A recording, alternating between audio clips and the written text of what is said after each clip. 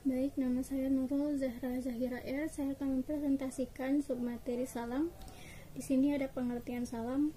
Salam secara bahasa atau as-salaf berarti pesanan. Secara terminologis, para ulama mendefinisikannya dengan menjual suatu barang yang penyerahannya ditunda, atau menjual suatu barang yang ciri-cirinya jelas dengan pembayaran modal lebih awal, sedangkan barangnya diserahkan kemudian hari. Landasan hukum salam.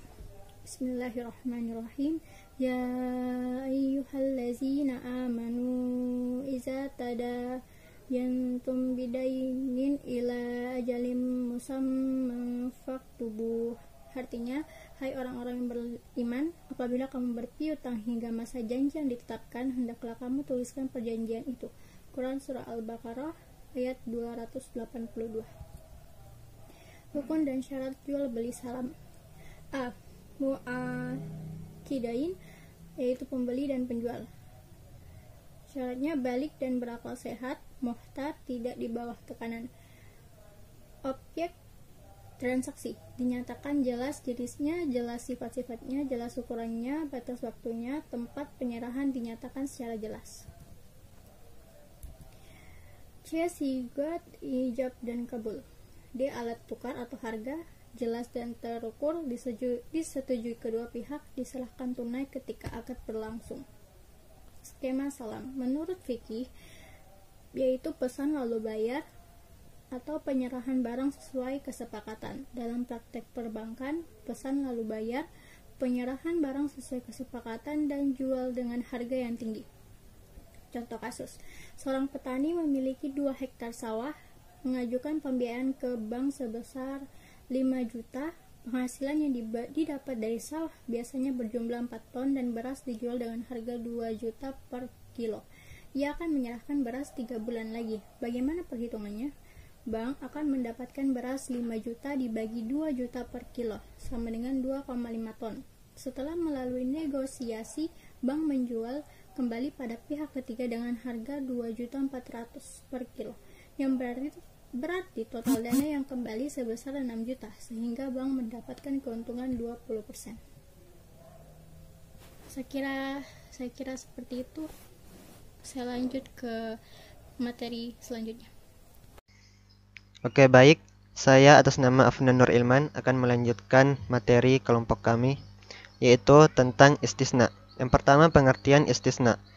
Istisna sendiri berarti akad jual beli pesanan antara pihak produsen atau pengrajin atau penerima pesanan dengan pemesan untuk membuat satu produk barang dengan spesifikasi tertentu, di mana bahan baku dan biaya produksi menjadi tanggung jawab pihak produsen, sedangkan sistem pembayaran bisa dilakukan di muka, di tengah, atau akhir. Kemudian landasan hukum istisna, salah satunya yaitu di Quran Surah Al-Baqarah, surat kedua ayat 275, yang bunyinya A'udzubillahi minasyaitonir rajim wa akhallallahu al-bai'a wa harramar riba. Padahal Allah telah menghalalkan jual beli dan mengharamkan riba.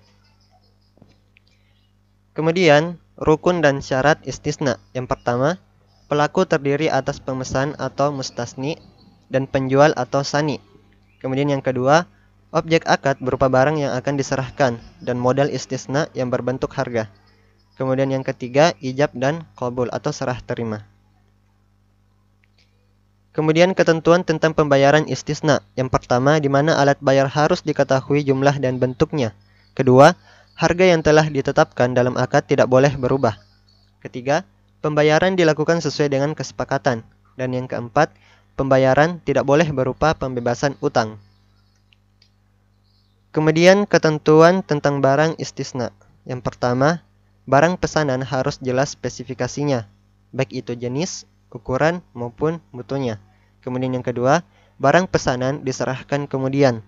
Ketiga, waktu dan penyerahan pesanan harus ditetapkan berdasarkan kesepakatan. Keempat, barang pesanan yang belum diterima tidak boleh dijual. Kemudian yang kelima, tidak boleh menukar barang kecuali dengan barang sejenis sesuai dengan kesepakatan. Kemudian yang keenam, dalam hal terdapat cacat atau barang tidak sesuai dengan kesepakatan, pemesan memiliki hak khiyar atau hak memilih untuk melanjutkan atau membatalkan akad. Kemudian yang ketujuh, terakhir, dalam hal pemesanan sudah dikerjakan sesuai dengan kesepakatan, hukumnya mengikat dan tidak boleh dibatalkan. Baik, berikut merupakan skema dari istisna. Contoh, sebuah perusahaan konveksi meminta pembiayaan untuk pembuatan kostum tim sepak bola sebesar 20 juta rupiah, di mana produksi ini akan dibayar oleh pemesannya 2 bulan yang akan datang. Harga sepasang kostum biasanya 4.000, sedangkan perusahaan itu bisa menjual pada bank dengan harga 38.000. Kemudian muncul pertanyaan, berapa keuntungan yang akan didapatkan oleh bank? Dalam kasus ini, produsen tidak ingin diketahui modal pokok pembuatan kostumnya, di mana ia hanya ingin memberikan untung sebesar 2.000 per kostum atau sekitar 1 juta rupiah, atau 5% dari jumlah modalnya, di mana bank bisa menawar lebih lanjut agar kostum itu lebih murah dan dijual kepada pembeli dengan harga pasar. Mungkin itu. Selanjutnya mari kita simak penjelasan dari teman kita.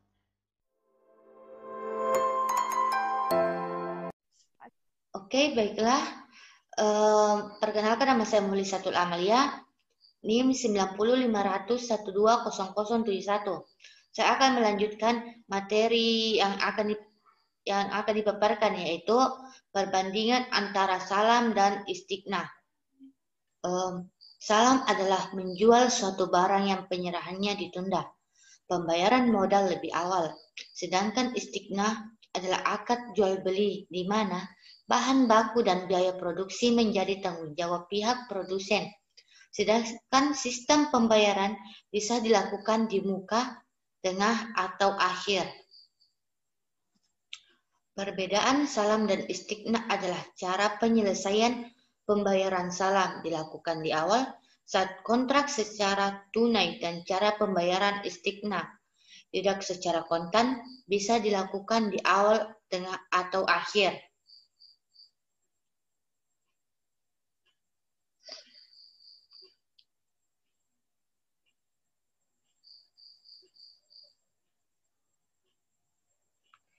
Kemudian perbandingan lainnya dapat dilihat dari 1. Subjek, pokok kontrak, salam, muslam fi, istiqnah, masnun. Keterangan, barang ditangguhkan dengan spesifikasi. 2. Subjek, harga, salam, dibayar tunai saat kontrak, istiqnah, bisa di awal, tangguh, ataupun akhir.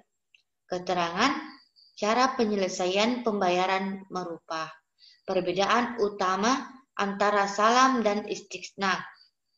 3. Subjeknya, sifat kontrak, salam mengikat secara asli, istiqnah mengikat secara ikutan. Keterangan, salam mengikat semua pihak sejak semula, sedangkan istiqnah menjadi pengikat untuk melindungi produsen sehingga tidak ditinggalkan begitu saja oleh konsumen secara tidak langsung bertanggung jawab.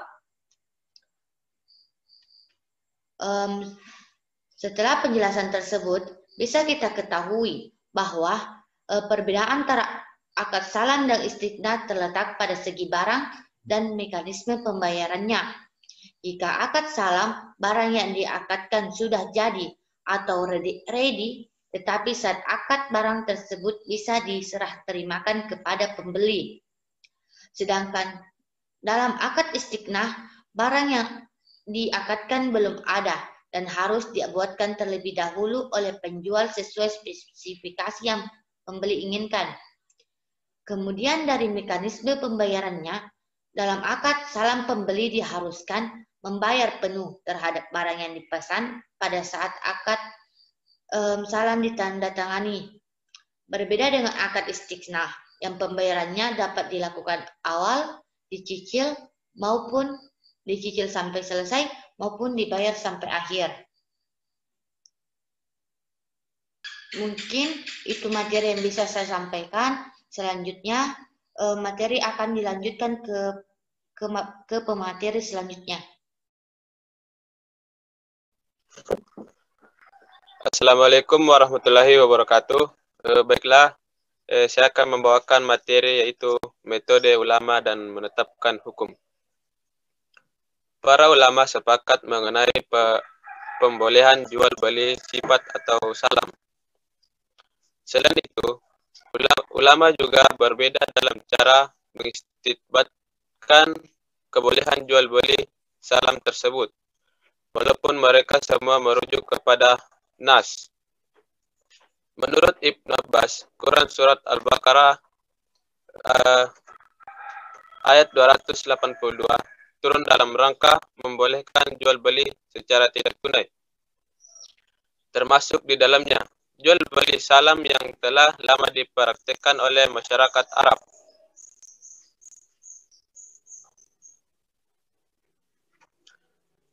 Sedangkan kalangan Hanifiyah mengakui kebolehan jual beli istisna berdasarkan istihsan. Mereka tidak menggunakan kias dalam membolehkan istisna, karena jual beli ini tergolong kepada jual beli makdum. Pada dasarnya, jual beli makdum adalah haram, sebab ada dalil yang melarangnya. Kebolehan jual beli ini atas dasar istihsan, karena besarnya kebutuhan publik terhadap model transaksi ini. Masyarakat Islam, terutama di kota-kota besar, sudah lazim melakukan istisna.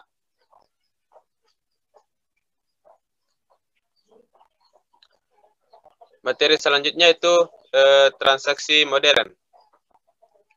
Di masa modern ini telah berkembang dengan pesat model-model transaksi jual beli, seperti melalui internet yang dibayar melalui kartu kredit atau ATM.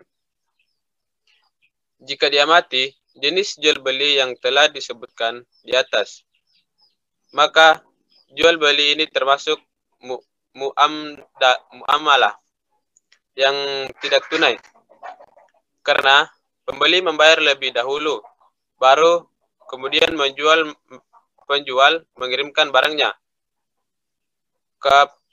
Keabsahan transaksi ini dapat diakui sebab dia bisa dianalogikan kepada jual beli salam, yang ketentuan hukumnya telah diuraikan pada pembahasan terdahulu.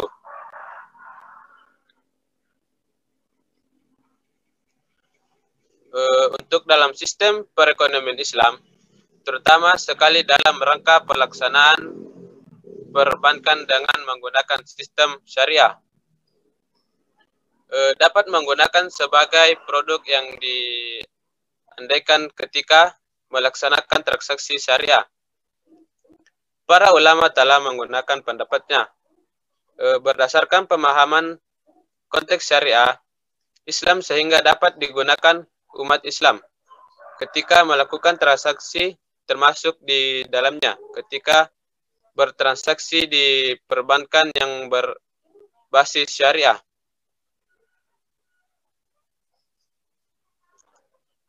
Sekian dan terima kasih. Assalamualaikum.